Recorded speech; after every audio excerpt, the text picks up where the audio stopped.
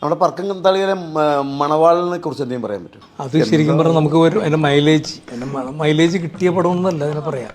ഇപ്പോഴും ആ മൈലേജിൽ ഓടിക്കൊണ്ടിരിക്കുകയാണ്. ഏറ്റവും വലിയ രസം എന്താ വെച്ചിട്ടുണ്ടെങ്കിൽ അത് യാദൃച്ഛികമായിട്ട് ആ സിനിമയിൽ ഞാൻ ചെല്ലുന്നതാണ്. ഞാൻ അവിടെ ചെല്ലുന്നു, ഈ സീൻ എടുത്തു, മറ്റേ മണവാളിനെ ഒരുക്കുന്ന സീൻ. അപ്പം ഞാൻ വേറൊരു സീൻ കൂടെ ഉണ്ടായിരുന്നു. ആ സിനിമ അത് കൂടാണ്ട് ഒരു സീൻ കൂടെ ഉണ്ടായിരുന്നു. ഭയങ്കര രസമായിരുന്നു. എന്ന് വെച്ചിട്ടുണ്ടെങ്കിൽ ഇയാളുടെ വിവാഹം മുടങ്ങി. ഇയാളുടെ ജാതകത്തിൽ ഇതിന് വിവാഹം ഇല്ല. അതുകൊണ്ട് തന്നെ ഇയാൾ ദീക്ഷ വളർത്തി, കാഷായ വേഷം ഇട്ട്, ഇയാൾ മുടിയൊക്കെ വളർത്തി, ഒരു താത്വിക ചിന്തകളെ പോലെ പുള്ളിങ്ങനെ നടക്കുകയാണ്. അങ്ങനെ പുള്ളിങ്ങനെ പോകുമ്പോൾ ഒരു TV ഒക്കെ വിൽക്കുന്ന കട. ആ കാലത്ത് ഈ കളിയൊക്കെ നടക്കുമ്പോൾ, ഇൻ്റർവ്യൂ ഒക്കെ നടക്കുമ്പോൾ ആൾക്കാർ റോഡിൽ നിന്ന് ക്ലാസ്സിനകത്തൂടെ കാണാൻ നിൽക്കും, TV കാണാം. അതുപോലെ ഞാനിങ്ങനെ എൻ്റെ ക്യാരക്ടർ ഞാൻ നടന്നു പോകുമ്പോൾ ഒരു കടയ്ക്ക് പുറത്ത് ഭയങ്കര ജനക്കൂട്ടം. അപ്പോൾ എല്ലാവരും ഇങ്ങനെ, ഞാനും ഈ ആൾക്കാരെയൊക്കെ വകഞ്ഞു മാറ്റി നോക്കുമ്പോൾ ഇൻ്റർവ്യൂ പ്രസീത, ദിലീപിനെ, അശോകൻ ഇൻ്റർവ്യൂ പടത്തിൽ വണ്ടി പുറകെ കിടക്കുന്നു. അപ്പോഴാണ് എനിക്ക് ഇവർ ഓർമ്മ വരും, ഇവരെൻ്റെ കല്യാണം മുടക്കിയവരാണ്.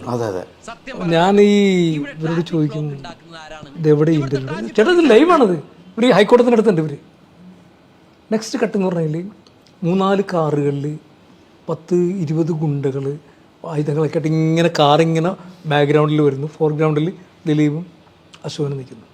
വന്ന് വണ്ടി നിൽക്കുന്നു, ഞാൻ ചാടി ഇറങ്ങുന്നു, മുടിയൊക്കെ തട്ടിട്ട് വയ്ക്കും. ഓർമ്മയുണ്ടോ ഈ മുഖം? അപ്പോൾ ദിലീപ് പറയും സുരേഷ് ഗോപിയാണ്.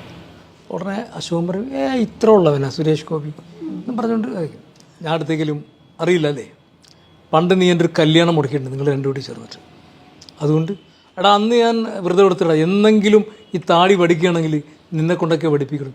എടാ കത്തി സോപ്പിടറാ, പതപ്പിക്കടാ, പതപ്പിക്കടാ എന്ന് പറഞ്ഞുകൊണ്ട് ഇങ്ങനെ ഇതാക്കുന്ന സ്പീഡ് വരുന്നു. ഞാൻ ഇരിക്കുന്നു, ഇവർ ഇങ്ങോട്ടൊന്ന് മാസ്കായി പോകുന്നു, ഇങ്ങോട്ട് മാസ്കായി പോകുന്നു. അത് കഴിഞ്ഞ് സുന്ദരനായിട്ടുള്ള ഈ ക്യാരക്ടർ വരുന്നു, മുടിയൊക്കെ വെട്ടി താടിയൊക്കെ വെടിച്ച്. ഞാൻ പറയും ദാസ അവരുടെ പ്രതിഫലം കൊടുത്തേക്കും. ദിലീപ് പറയും വേണ്ട, ഇത് ഞങ്ങൾക്കൊരു പ്രായച്ചിത്തായിട്ട് കണ്ടാൽ മതി. ഇല്ലില്ല, വേല ചെയ്താൽ വിയർപ്പുണങ്ങുന്നതിന് മുമ്പ് കൂലി കൊടുത്ത പാരമ്പര്യം എനിക്കുള്ളൂ, കൊടറാന്ന് പറയും. പിന്നെ തല്ലാണ് ഇവരാ. ശരി.